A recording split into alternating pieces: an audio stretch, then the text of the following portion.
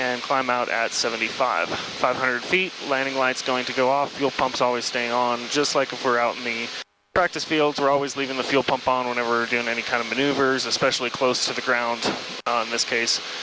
In a traffic pattern, as you know, we're only about 1,000 feet above the ground, so, at least in a typical standard traffic pattern.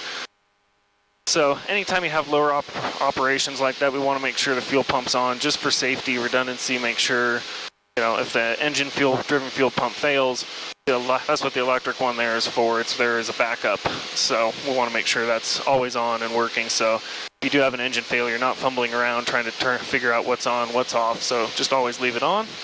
There's our 700 feet above the field. We can start our crosswind turn.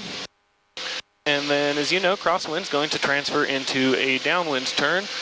And we're going to be established at 95 knots on the downwind. And we're always double checking. 7 Delta Tango, runway 12 right, clear for the option. Clear for the option, 12 right, 7 Delta Tango. And that radio is very loud, so I'm going to continue our turn over here to downwind, because we want to keep the runway about 3/4 off of the wing. That's typically a very good distance to be flying a traffic pattern, at least in these Archers. Using that as a reference is a very common reference. So we do have our clearance. Our landing light is on. I forgot to turn it off. Don't tell anybody. But so we're paralleling the runway here. Bringing the power back, usually about 2,300 RPM in the pattern gives you your 95 knots. There is traffic on the runway, but he's rolling out. They're going to be a full stop.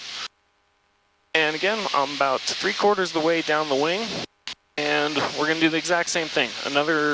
Actually, let's do a short field this time. Tower helicopter. So a short field is going to be the same thing that we just did as a soft field, except we're going to want to touch down as close to our designated point as we possibly can at a nice slow airspeed. So that's going to be the 1,000-foot markers.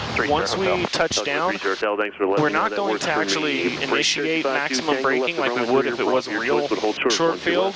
We're just going to want to say simulated max braking. So I'm going to touch down on that point, simulated max braking, and then initiate your touch and go. So we're well abeam our intended point. A little bit slow, but I'm going to get my 10 degrees of flaps, about 5 knots slow, so I can start my descent. And once the runway is about 3/4 of the way, about 45 degrees off my shoulder, that is when I start my turn to base. Go to ground or stay with you? Exact same airspeeds as always. 85 on base. The 2 notches of flaps. Remember, we always want to stay consistent. So we're going to have the 2 notches of flaps, the 25 degrees. There's that little added lift, so you're starting to feel the nose is going to want to pitch up, so you're going to want to compensate by pushing down and then also retrimming the airplane. So we're transitioning base to final. So we're going to add our 3rd notch of flaps and transition to our 75 knots for our final approach speed. Do have traffic on the parallel runway, so keep that in mind whenever you're flying in an airport with parallel runways. So we've got our 75 knots. We overshot a little bit, so don't follow my direction. And same thing as always, keeping that longitudinal axis aligned with the airplane, recapturing that glide path with our pitch, and always watching our airspeed until we're sinking. So looks like there's a Hawk orbiting in between the runways, low level, right above the Cherokee on runway 3. Oh, okay, that's always nice.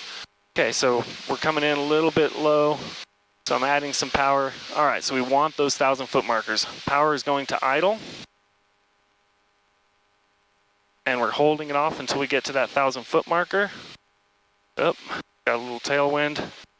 Okay, simulated max braking, flaps up, full power, we got a tailwind on landing again.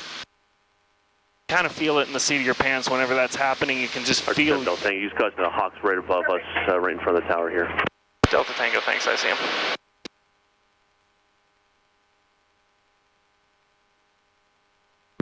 Cherokee 5-2 Tango, the code on the runway is going to be exiting at Bravo, cross runway 12 left on runway 3, and then contact ground point 7. See ya.